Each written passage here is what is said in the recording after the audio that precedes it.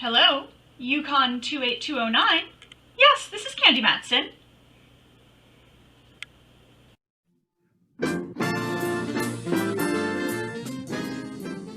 The Greenfield Arts Center presents Candy Matson, Yukon 28209.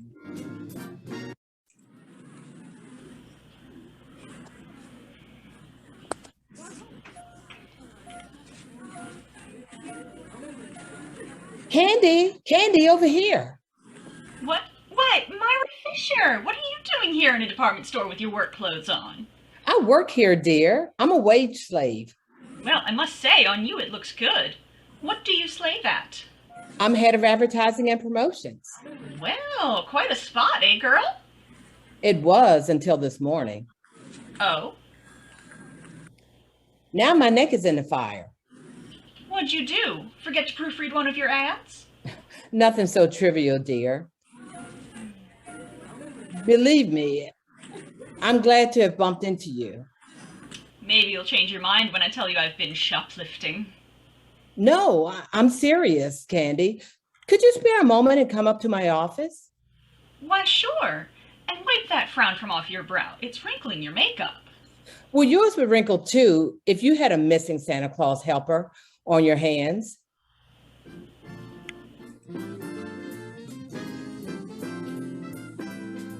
Well, now there's a situation. And it almost broke Candy Matson's heart when someone told her there was no Santa Claus's helper, one Jack Frost.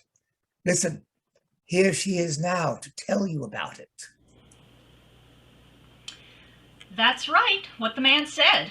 I ran into a deal where we had a missing Santa Claus helper, Jack Frost.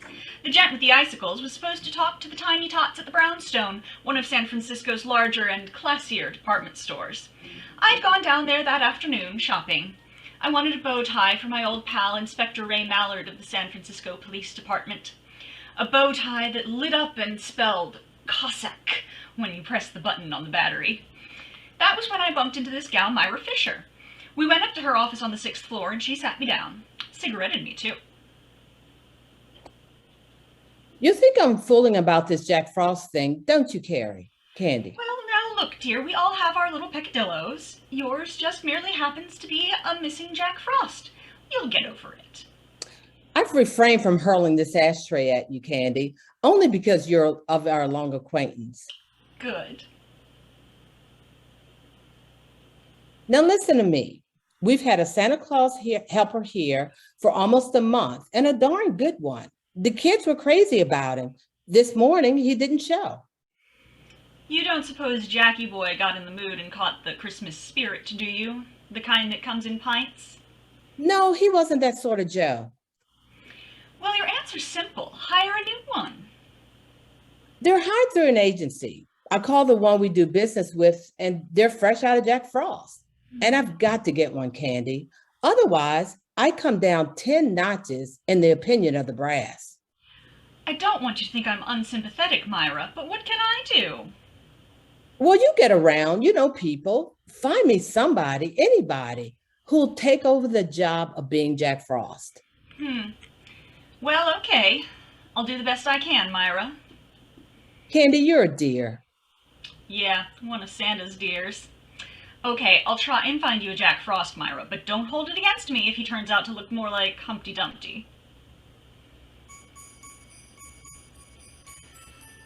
I went home and looked up the Webster definition of soft. It said, soft, easily yielding to pressure. That was me, Candy Matson, girl dope. Here I had all my Christmas shopping to do, and I agreed to find a substitute Jack Frost. I had no idea where to start, so I changed into something red and green for a stop and go, also for Christmas, and went over to see my friendly advisor, Rembrandt Watson. Rembrandt is a photographer, and excellent too, now that he doesn't have the Sheree shivers or the port palsies. He lives on California Street, just kitten rompers from Old St. Mary's, with a statue of Sun Yat-sen for company in a park next door. Candy Dove, how delightful. Oh, do come in, won't you? Thanks, Rembrandt. What brings you around this way, dear? Jack Frost. Ah, yes. Now getting on with our conversation. What brings you around this way, dear? Jack Frost. Maybe the needle is bad. Shall we try again? I know how you feel. I reacted the same way myself. I'll give you the pocket-sized edition. The Brownstone department store is without a Santa Claus helper, Jack Frost. He didn't show up for work this morning. I said I'd find them a new one. Well, that's very sweet of you, Dove. Very dumb of me, Dove. I know of only one character who even remotely looks like Jack Frost. I met him up in Alaska when I was traveling with the USO. Won't do much good down here, will he? No, that's why I came to see you, Rembrandt. Don't you keep a cross file on models you've used in photography? As a matter of fact, I do. Here in this little book, let me see. Men, thin, extremely. Oh, I have just one. Pietro Tarantello. Would you care for a Sicilian Jack Frost? In Sicily, yes. Hey, what's that? Where? On that chair next to you. Oh, that's the afternoon paper. Dear Diogenes left it, I imagine. Yes, but on the front page. Why, here's the whole story about the missing Jack Frost on the front page. What he got in his Christmas stocking. A slug through the head. Oh, that's no way to treat Jack Frost. And here's a picture of the guy without his false icicles. Oh, what a ham. Looks like he stepped right out of an 1890 Shakespeare play. I hate to say this, Rembrandt, but he resembles you. I take back what I said. Rembrandt! Divorce yourself from that tone of voice, Candy. I don't like it. Rembrandt, I've got an idea. You usually do. You like little children. Can't stand them. You like to talk to people. I abhor conversation. You like to be charming. I lost my charm. Merry. Lost my Mary. With the help of a few icicles, Ducky, you're going to be Jack Frost.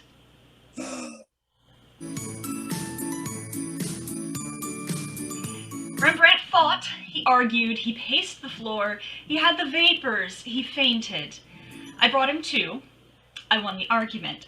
I got my friend Myra Fischer on the phone and informed her that one R. Watson would assume the role of Jolly Jack Frost on the morrow.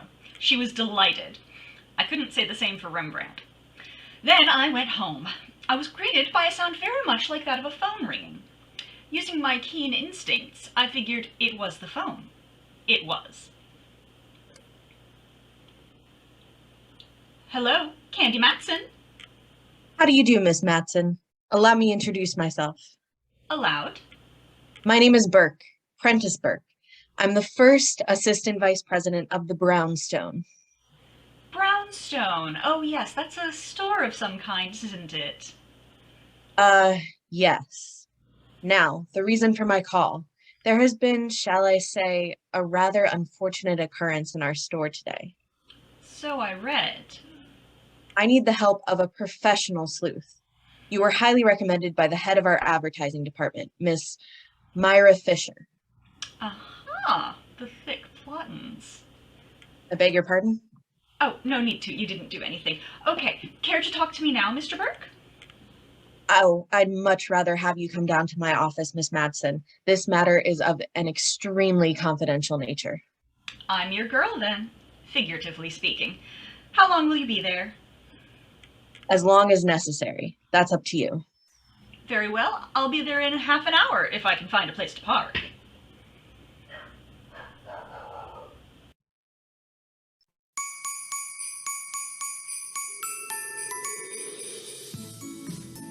I only had time for a fast change, so I made it. From indiscreet to taboo. I sniffed at it and felt I was on the right scent. Then I climbed in my car, drove down Kearney Street, waved a crisp single under the nose of a hotel doorman, and had my car taken care of. Then into the Brownstone and up to Mr. Prentice Burke's office. I flipped a hip past the girl's secretary and walked on in. Burke was waiting for me. That was obvious. I could tell by the expression on his face. It was worried look number 12B.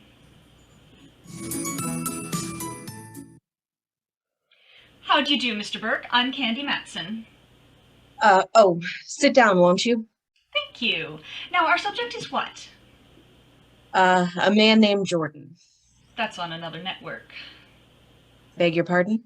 Oh, that's all right. Now, about this Jordan. Yes, Ralph Jordan to be exact. Well, that's a relief. For a moment, I thought you wanted to talk about Jack Frost. That's just it. He was Jack Frost. Oh, me and my big mouth. He was working here until yesterday afternoon. Maybe you read about it. He was shot today. Yes, I read about it. That's the reason I've called you. Why didn't you have your own store detectives take over, Mr. Burke? Oh no, that would never do. I want no one in the store to know what's going on. Ah, intrigue. Quite possibly. I have reason to suspect that Jordan was killed by someone in our employ. I want to find out who that someone was before the police do and get it splashed all over the front pages. Publicity conscious, eh? Well, business has been off for a whole year, and any bad breaks in the press would hurt us that much more. Maybe you've got a point there, I don't know. I know I have. Okay, I'll take the job. You say you have a suspicion. What is it? Well, nothing tangible. It's just a feeling I have. Oh, that's a big help. Well, I'll mush around and see what I can pick up.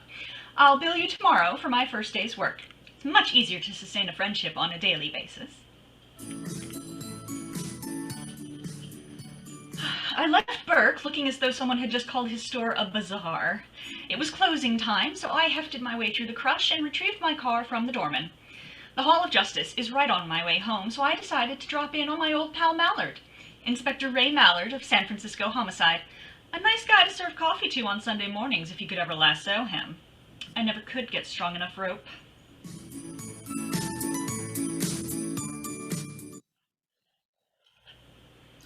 Candy! What brings you around here? I hate to have my Christmas ruined so early. What about that Jack Frost character? Yeah, poor guy got it good. Where'd you find him? In his apartment over on 17th. You live near Seal Stadium. Why so interested, Candy? Rembrandt's a dead ringer for the guy. I still don't get the The gal who's head of advertising for the Brownstone was going out of her head for another Jack Frost. I talked Rembrandt into taking the job. Does sound funny, doesn't it? Bring me up to date, Mallard. Did you get any dope on the killing? Oh, nothing but a 45 slug out of the guy's wall. Ballistics is checking it now. Nothing else? If I did, I should tell you. No, I guess not. Oh, this goes beyond just the normal curiosity, Candy. What are you drilling for? Oh, only that I'm worried about Rembrandt. I got him the job. I'm responsible. I wouldn't want anything to happen to him. Ask a silly question, Mallard, you get a silly answer. Okay, let's forget it. How about dinner tonight? I fought this thing long enough. Okay. Candy, Yes, Mallard? We've known each other a good long time, haven't we? That's right. Ever since the fair on Treasure Island. Well, we've had our little quarrels and little misunderstandings. Oh, but they never seem to last long, though, do they? No. That's why I feel I have every right to ask you a question. Why, yes. I'd say you do, Mallard. Maybe I'll ask you tonight. No, go ahead. Now's as good a time as any. Well, perhaps it is, Candy. Well, you get around a lot, and you meet people. Candy, do you know where I can get a couple of tickets to the Rose Bowl game?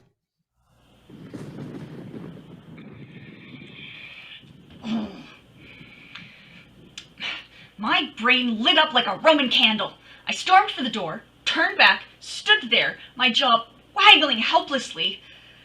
Then I stuck my tongue out at Mallard and left. It was the only thing I could think of doing. Oh, he can make me so mad. But inside half an hour after I got home, I started to laugh. Felt much better. Just as I was puttering around getting ready, the apartment buzzer buzzed. Is that Mallard? Much too early. But I was wrong. It wasn't Mallard.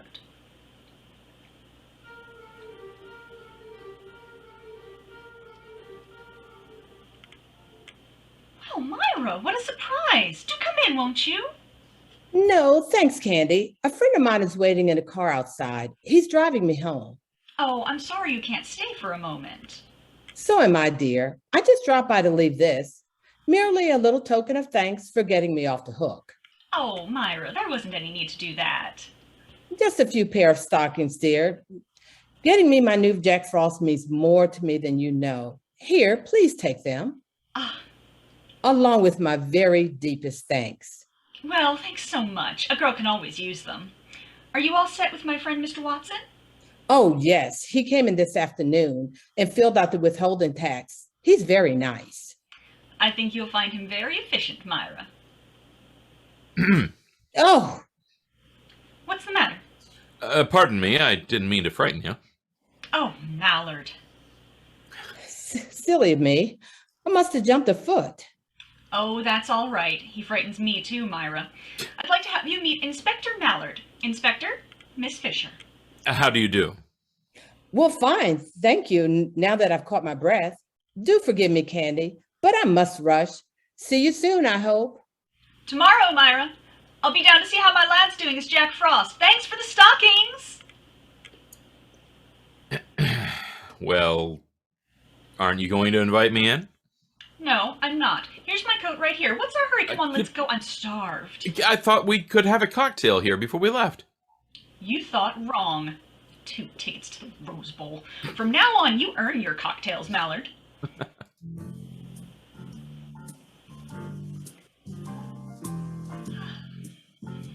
We went downstairs, and as I locked the front door, a car was just driving off. It was Myra, and she waved. And driving, if these tired old eyes hadn't deceived me, was Mr. Prentice Burke, vice president of the Brownstone. Well. Oh well. Mallard and I climbed into our car and drove off out to the Cliff House. It was that kind of an evening. We had dinner, and after, I suggested we walk a bit. The night was crisp and clear, and the evening star was hanging out above the dark waters of the Pacific like an iridescent Japanese lantern. It cut across a little road above Sutro Baths, where an old car barn had once stood, and we worked our way over the cliffs and stood high above Land's End. It was exhilarating.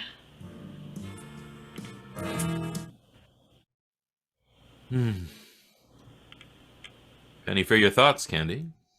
Inflation is still here. All right, make it 2 pennies. Well, I was just thinking, Mallard dear, when you see a star in the sky, soft water below, feel Christmas in the air, how can there be violence in the world? It's an age-old question, pal. One I can't answer. I'm too small. Hey, you're cold. I better put my arm around you. Mallard, no. What's the matter? The headlights from that automobile are shining right down on us, and we... Mallard! Candy, what's wrong? Got your flashlight with you? Sure, and my guns and handcuffs. Anything else we need? A mortar, maybe? The lights from that car, they shone on something. Down there, under that tree.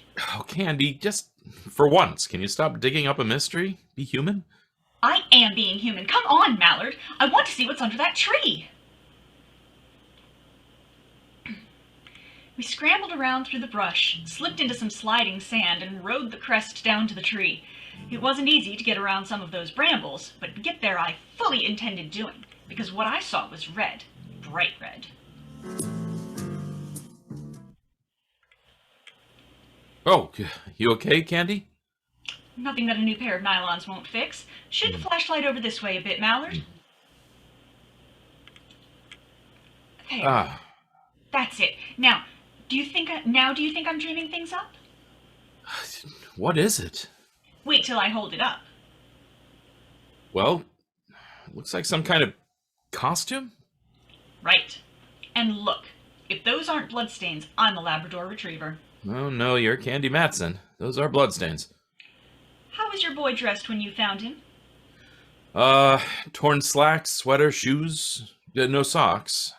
This was most likely his costume, then. Yeah. Don't move around too much, Candy. I want to have a good look at the ground. Hey, what are you doing down there? Who's that? The police. Now, get up here and don't try any tricks. That's all right, officer. It's Inspector Mallard. Homicide. Oh, sorry, Inspector. That's all right. Stay where you are. We'll be right up. Well, this is a break, Candy. I want you to drive me to a phone. I'll leave the officer here to guard the place. You can go home. I got a lot of work to do here, okay? Yeah, sure. Well, for once, we had dinner before you had a chance to break the date.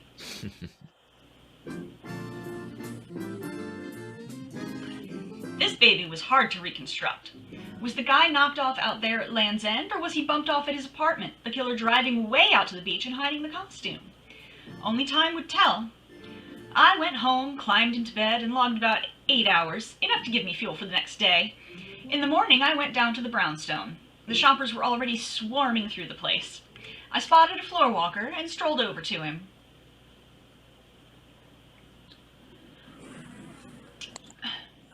Pardon me, sir, I said, pardon me, sir. I'm very busy, young lady. Make it as brief as possible. You do work here, don't you? Of course. You are the floor walker assigned to this section? That is correct. Come to the point, please. I have a good mind to report you. As you wish. As I said, I'm very busy. Now, what is it that you wanted to know? The words are like gall in my mouth now, but where do I find Jack Frost? Right over there in the back, 2 aisles over. Thank you. Not at all. Very much. All the high-handed characters. People like that make me steam. I was getting up a full head of dander, but it simmered out before I had a chance to boil over, because as I rounded a corner, I saw Frosty Boy, or Rembrandt if you choose, up on his platform with the cutest little blonde kid sitting in his lap. Well, look who we have here. A great big boy. Hello there, son. Hello, Jack Frost. What is your name? Topper. Topper. My, what a fine name. How old are you, Topper? 5.5. 5.5. Well, you must go to school, Topper. Which one? Garfield. Garfield. Oh, that's a good school. Now tell me, what would you like to have me tell Santa Claus to bring you for Christmas, Topper? An electric train and a baseball bat and I'd like to be in the Seals for Lefty O'Doul. Well, I'll see what I can do to arrange that, Topper. I'll tell Santa Claus. Bye now. Goodbye and thank you and Merry Christmas. I hope you can make the boy's wish come true. O'Doul could use him. Oh, Candy? Oh, I'm so glad you're here, Dove. Duck around into the back room for a moment. I've got to talk to you. Aren't you working, Frosty Boy? I've got 10 minutes off every hour. I'll take the break now. Right around there, Candy. Right around there. What's the matter, Rembrandt? Even under those icicles, you look warm under the collar. Here, look at this. Every now and then, one of those Muppets totals up to me with a Christmas letter in its hand. A little red-headed girl handed me this about a half an hour ago. I've been shaking ever since. Let me see. Dear Jack Frost, a word to the wise is sufficient. When you take your lunch hour, keep on going. Don't come back. Otherwise, you'll meet the same fate as your predecessor. Just about what I expected. Candy, you mean to say that you're deliberately using me as a sacrificial lamb? By no means, Ducky. Go ahead, take your lunch, then do as the note says. Keep on going. As a matter of fact, why don't you take off now? I'll meet you at your place in about an hour. Oh, that's the best news I've had since Nelson's victory at Trafalgar. I whipped upstairs, reported to Prentice Burke, got my first day's check, and on my way out told his secretary she'd better get Burke some smelling salts. Then I went back down on the floor again. Sure enough, there was my boy the floor walker. I wanted to have a few more words with him.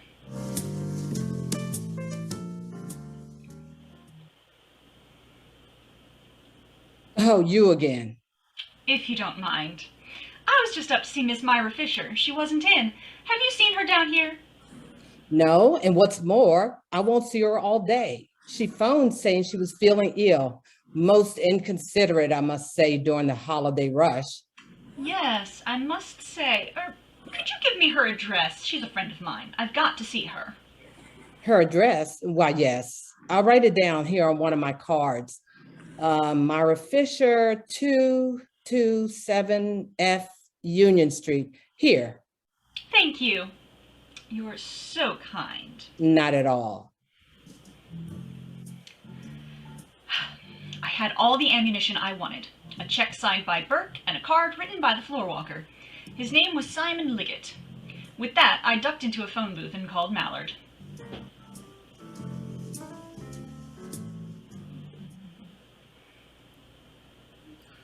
Homicide, Mallard speaking. Good boy. This is Candy. What did you find out at Land's End last night? Oh, a couple of very juicy footprints that gave us nothing. Did you make any casts of them? Well, sure. Mind if I borrow a couple of them for a few hours, Mallard? I don't see how it'll hurt. Sure, okay. Thanks, Mallard, dear. I'll be by in a moment, and, I want to borrow you, too. I stopped by the Hall of Justice, got the casts of the footprints, shoved Mallard into the car, and then picked up Rembrandt. The thing was only a hunch, but my hunches have paid off, so I never ignore them. First, we went out to an address on 5th Avenue near Clement. We got in the back door and went to work. Nothing made sense there, so we drove over to Reseda Way in the marina. Again, we got in and did some sleuthing. This time we hit the jackpot. A pair of shoes in the closet matched the casts we had brought with us. Rembrandt, go out in the kitchen and see if this place has any ketchup, huh? I'm not hungry, Dove, but I'll look. What are you up to, Candy? We've got enough to swing a case here. I'm working for a voluntary confession, Mallard. Tell me, what was the position that Jack Frost was in when you found him dead? He was in a chair like that one. His head was slumped down on his chest. Good. Here's the ketchup, Dub. What are you putting it on? You. The what? Without the Bonner relish, Ducky. Sit down there, will you, Rembrandt? Now, just go limp and let your head hang down. That's it. Now for a little seasoning. Candy, you're smearing me with this sticky stuff. And all for the sake of art. Hold still. There. How does he look, Mallard? Why, of all the... Candy, it looks like the same guy, the real thing. Good. Now, Rembrandt, you sit just like that. Don't move. Mallard, you duck into that closet over there, and I'll hide in here. We've got a good view of the front door from both places, okay? Okay. There are times, Candy, when I admit I admire your genius. Genius, schmenius. Come on, let's hide.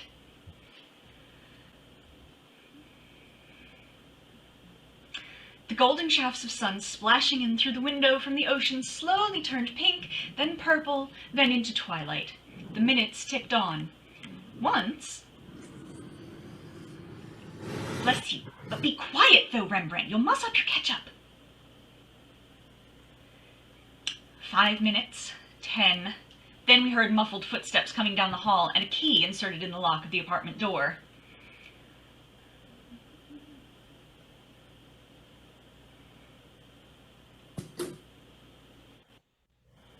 No, oh no, it can't be. The old fool I killed. No.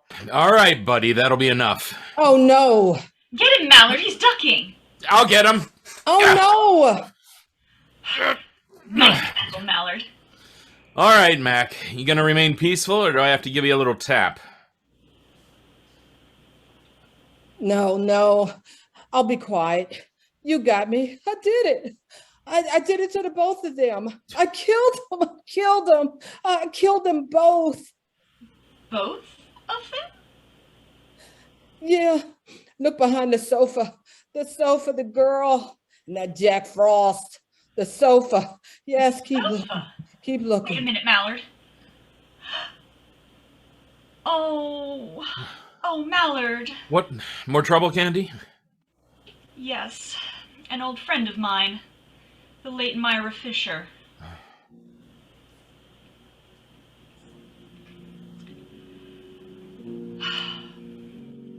The whole thing was jealousy. Not the jealousy of a man for a woman, but the jealousy of a man for her job. Simon Liggett had been with the Brownstone for almost 20 years. He'd worked himself up from the stock boy to a place where he'd been promised the job of head of advertising and promotion. He almost got it, except at the last moment, Prentice Burke gave the position to Myra Fischer. That had only been 2 weeks before. He knew that Myra was on a probationary term, so he did everything he could to undermine her. Little things like changing ad copy, sending out false stories to newspapers. He figured that if he could keep the store without a Santa Claus helper, he'd break Myra's back and get the job by the first of the year. He paid a visit to the first Jack Frost and tried to bribe him into quitting, but the guy would have none of it. There was a struggle. Liggett lost his head and whipped out a gun and shot him. He was still in his costume, so Liggett stripped him, put some old clothes on him, drove out to Land's End and ditched his costume. Then he felt sure there would be no Jack Frost the next day, but that's when Myra met me and I talked Rembrandt into taking over. By this time, Liggett was in a frenzy and would stop at nothing. He trailed Myra and Burke to Myra's home, killed her, took her body over to his place, and ditched it behind the sofa.